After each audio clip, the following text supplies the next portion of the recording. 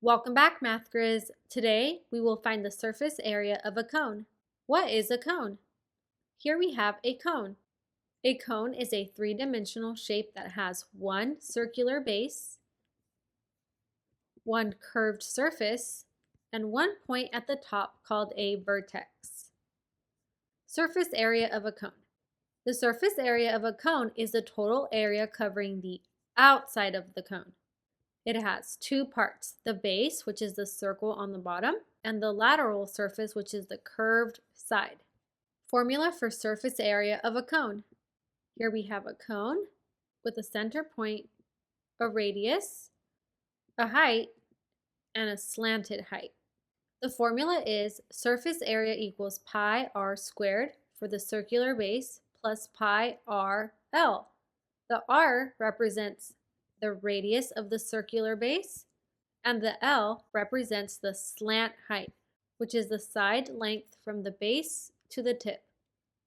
Let's find the surface area of this cone.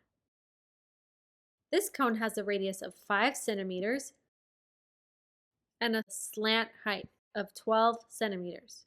Remember, the formula is pi r squared for the circular base plus pi r L. The r stands for the radius and the L stands for the slanted height. That means surface area equals pi times the radius, which is 5, squared, plus pi, the radius is 5, and the slanted length is 12 centimeters.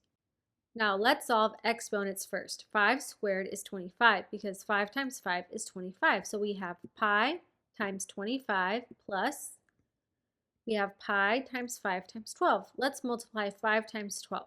That makes 60. So we have pi times 60. Pi is approximately 3.14 times 25 plus 3.14 times 60. 3.14 times 25 is 78.5 or 78.5. And 3.14 times 60 is 188.4.